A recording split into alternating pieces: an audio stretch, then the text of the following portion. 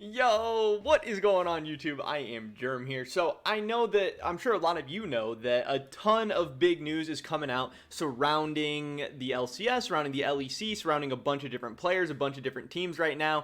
And it's a little crazy. It's a little overwhelming, but it's so exciting. It's so fun. This is definitely my favorite time of the year. Things are only going to get crazier. Things are only going to get more interesting. And it seems like every single day there's a new curveball, a new domino that's adding to this whole equation. There's a player, a team, a move we never thought of, that we maybe forgot about, that maybe nobody ever saw coming. And there is a lot of craziness to discuss. There is just a ton of stuff, and it can be hard for me to even know what to cover and when to cover what and what to talk about.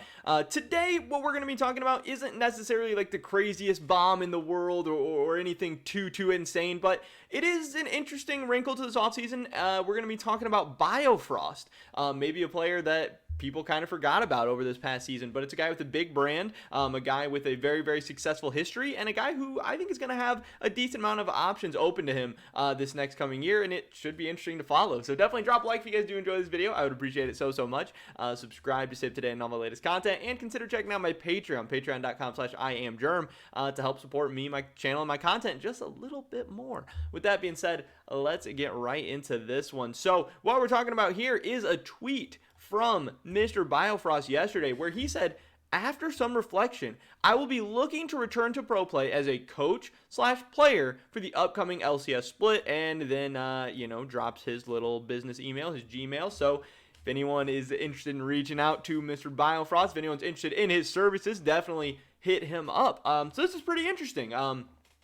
First of all, I know that a lot of people have said that the LCS has maybe gotten a little boring because their favorite player is not playing anymore, their favorite player retired, their favorite player is not in the league. There's Bjergsen, Doublelift, Sneaky, all of these guys. But one thing to remember is that Biofrost is actually a decently popular player. Is he on the level of a Bjergsen, a Doublelift?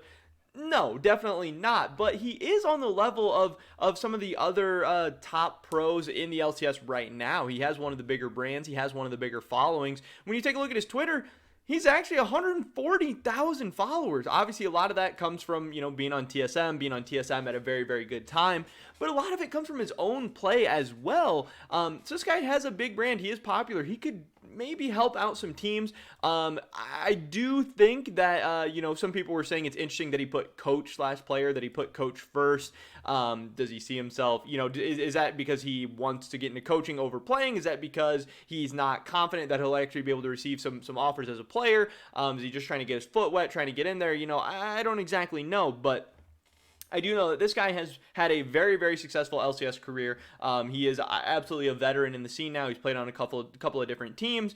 But this past season with TSM, not 2021, but 2020, I was very critical of Biofrost. I was actually excited for him to be returning back to TSM. I thought that TSM had really been missing something since Biofrost had left. I thought in his prime he was very good. Yes, he was a beast playing with Doublelift, but even not playing with Doublelift, he was able to find a lot of success, and he was very exciting. And when this guy was coming up as a rookie, as a young player, performing well with TSM, not only domestically, but having some decent international performances as well, had me very excited about the future of Biofrost. And I was honestly really disappointed and really sad to see that he kind of ended up flaming out pretty fast. I expect him to have a kind of a longer, better career. But yeah, him and Doublelift last year were both very disappointing. And it's hard to tell exactly if it was Biofrost maybe holding back Doublelift. If it was Doublelift maybe holding back Biofrost. If it was both of them maybe being a little bit past their prime and being a little bit bad. I tend to think that it was a little bit of both of them. But I could see you making the case one way or the other. I could see you making the case that Doublelift deserves another opportunity to prove himself, and that maybe Biofrost does as well. So just as far as looking at the potential player options for him, I believe there are 3 teams with expiring supports. I believe somebody tweeted out, don't quote me on this, but I'm pretty sure this is the case.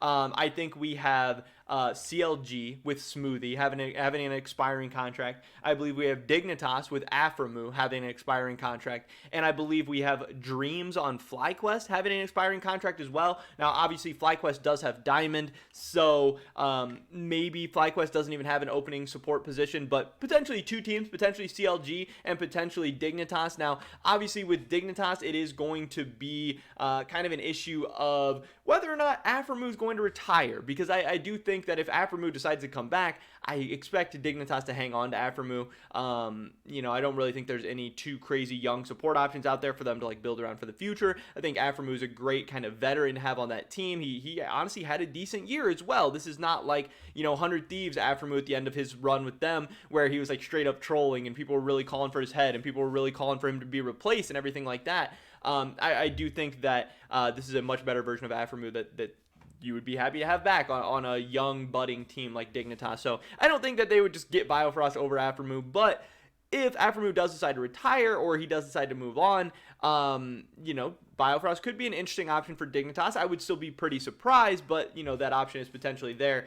And then, obviously, CLG. They have ties to Biofrost in the past. Who knows how much he liked them or how much they liked him. I don't exactly know the specifics, but it is a possibility. Now, I would not say that Biofrost is a super high priority for CLG. Now, if CLG miraculously gets a couple of young players, if they get a couple of promising young talent to build around, could Biofrost be a good support for them to have? Yeah, sure. I don't think Biofrost is a top-tier support in the LCS at this point in his career, especially after taking a year off. But I think he could be pretty damn solid. I think he could be decent. I think he could be good, especially for what CLG was. CLG just went like 12-26 this past season. They were dead last in the LCS. I don't think Smoothie is that great of a support. I think Biofrost would be an upgrade over Smoothie as both a leader and kind of mentor for new young players, but also just on the Rift. I think he would be a performance upgrade. So I think that would be interesting there. But I do think CLG at their current state, where they have only veteran players and they suck, needs to start looking for more young players and maybe a young support. So it kind of depends. If there are good young support options for CLG, I think they should go that way. But if not, Biofrost could be there as an option. I do think ultimately where we will see Biofrost land is as a coach on some team. I could see him being, an assistant coach, a positional coach, somebody to just kind of offer that veteran mentorship and leadership, a guy who has won titles, a guy who has gone international and done well, a guy who has so much experience and expertise and knowledge to share with the next generation of players. Which is really, really cool. Obviously, he spent the last season making content, so he's been out of the game for like a year now, but I don't think that takes away from everything that he's done. I don't know. I'm sure there will be teams that definitely reach out to him, teams that definitely are interested in him, but I don't really see him much as a pro player at this point, especially because there's just not a ton of opportunities to go around. And he wasn't that good in his last split with TSM. If he like took a year off while he was on top, while he was absolutely popping off, that would be different. Now, I think he is still good, and on certain champs, he could definitely still be LCS level, but I would be more surprised if he gets a player contract as opposed to a coach contract. But even then, being a coach, he wasn't exactly known for being a super vocal player or having like a strong personality or leadership or anything. So I don't know if he would make necessarily a great coach either, but if he's interested in coaching, I definitely believe in him. I think he can learn. I think he can get better. So that is kind of interesting. This was just news and a tweet that I was not expecting to see, something I was not expecting to pop up, but I still think it's worth talking about. I still think this is a big deal. The fact that Biofrost might be headed back to the LCS, and that could be a pretty big deal for some organization. Again, a big player, big name, big brand, big following. And the LCS needs more of that. We just need eyeballs. But that is pretty much every video today, guys. Definitely drop a like if you did enjoy it. I would appreciate it so much. Leave a comment down below. Where do you think Biofrost is going to end up in 2022? I would love to hear your guys' thoughts and opinions. Subscribe to stay up to date on all my latest content. Hopefully, get you guys the next one. But until then, peace.